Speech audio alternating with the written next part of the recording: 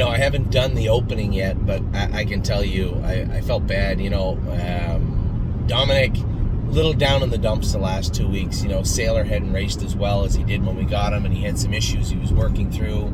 A couple of the other horses didn't really fire, and it really weighs on you. This game, you have to really wake up every day and know when you hit the floor walking and running and out to the car and get to the barn that you are a professional. You do a good job. And because this game, it'll make you waver. Whether you're a driver or a trainer, it will make you waver. It'll make you feel like you are on top of the world in 1 second and a complete idiot in the next second. And that's racing. That's what we love so much about it. The highs are high and the lows can be really low. And it's very tough to live in between. So Dominic, we had to scratch Blue Bayou Dio, and then we wanted to get her right. And Unbeatable Kemp didn't race in New Jersey, and he's back with us now. So he was going through a lot of, I think he was just down in the dumps. And, I had to talk to him. This is a guy I've known my whole life, since I was an adult, my whole adult life. I met Dominic Ledoux when I was 19 or 20 years old. The only English he learned was from me. I didn't know any French, and he didn't know any English when we met each other in Montreal. We've remained good friends for a very long time, and there's nobody cheering for him more than me, I can assure you of that. And I told him, I said, listen, man, if you think that you're going to aim for perfection in horse racing, you are going to be thoroughly depressed most of the time. Do the best you can, put the horses in where they can win, hope they get a good drive and they're healthy and sound and they go out and get the job done. That's your job.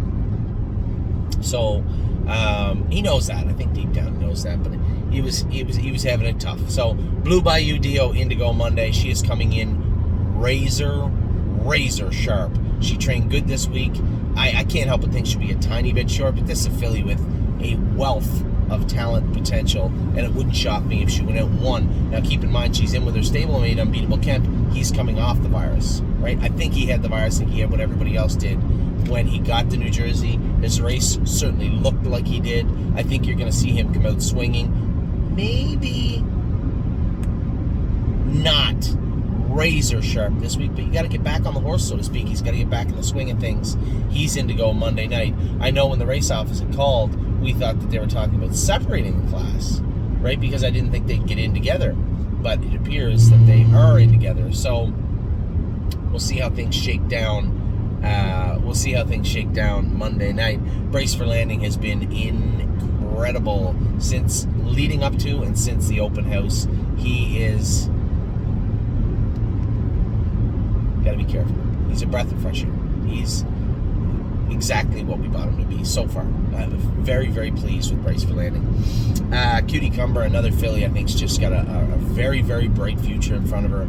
I can't wait to see how she's going to do this summer. Globetrotting, looking good, coming back good. I said to Dominic, no rush, get lots of work into her, and then when we drop the hammer, we'll start going 2 trips in the race bike, and we'll get her ready to go. So I suspect she'll be ready late June, first part of July, I believe. Globetrotting will be ready to go. Horn Player looked awesome again the other day training. Very, very impressed with this filly. Dominic's got it's sad because he's got a strong grouping of horses, but he's not going to be able to keep them all, right? I'm looking at 2 New Jersey breds, a New York bred, Ohio bred, another New Jersey bred. Tough. So Horn Player, just a very, very nice filly at Blair AM. The plan is to get her raced once before Kentucky. She tied up bad, but not nearly as bad as I've seen her. I think the fact that we got on it right away really helped. Her AST the other day when we drew it, the day we scratched her, her AST was 6,800, her CK was 2,400. So that meant somewhere around 5,000 it would be towards later in the week. By the time we school her at the end of next week, I'd like to see that AST around 2,500, 3,000, but her CK down to normal. And then, or not school her, she was going to train this week and then race, I believe, a week from Monday. Her AST itself, that hard number is going to be a little hard to move. It's going to be a little high for a race, but her CK should be downwards, manageable. Laugh Now. I'm going to drive Laugh Now on Monday. I asked James point blank, is he good enough to race at Mohawk? He said, yeah, he can do in the maiden. He said the other day I just lost him leaving the gate, but he can do in the maiden. Okay. Apparently he's not the best in the maiden because James picked over him. But I'll drive Laugh Now myself on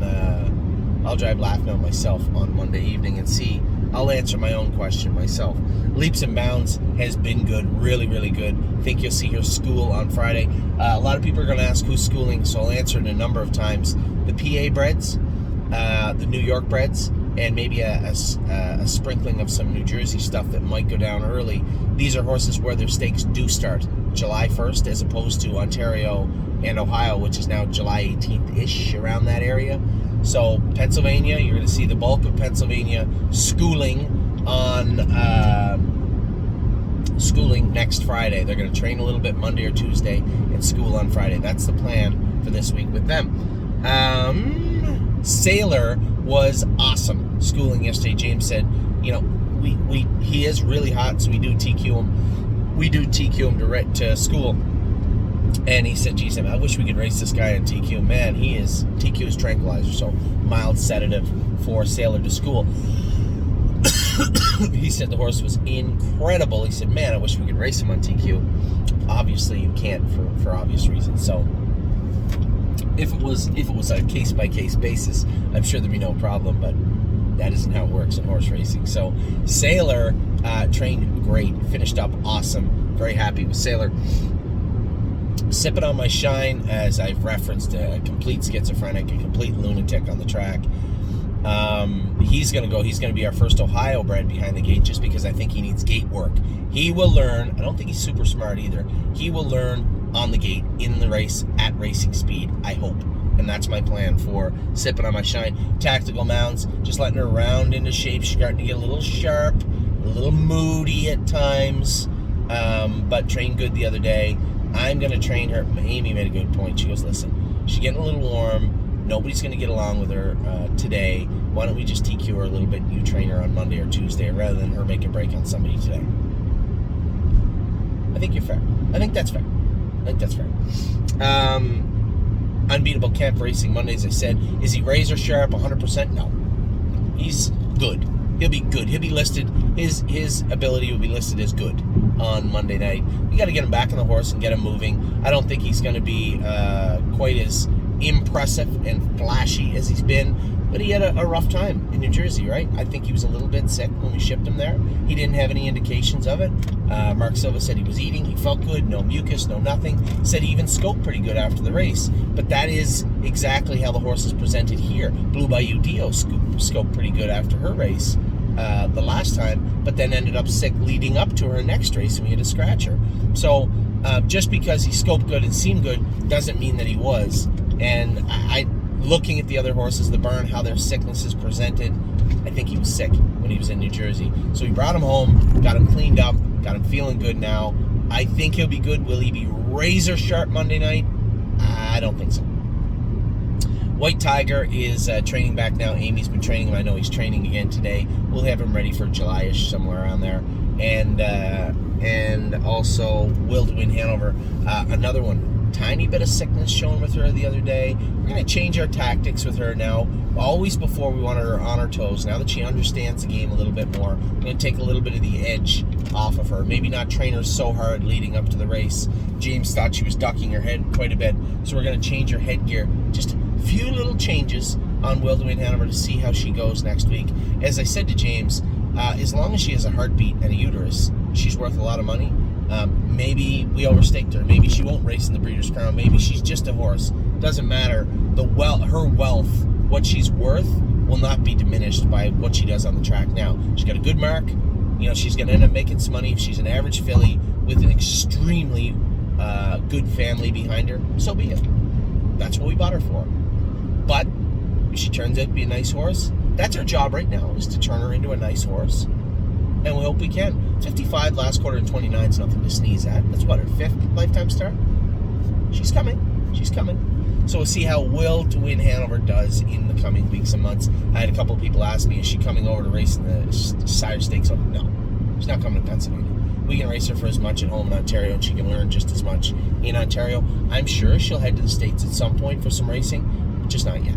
So with that, I will talk to you all very soon. We still got Mario's barn and Harry's barn. Be back in just a minute.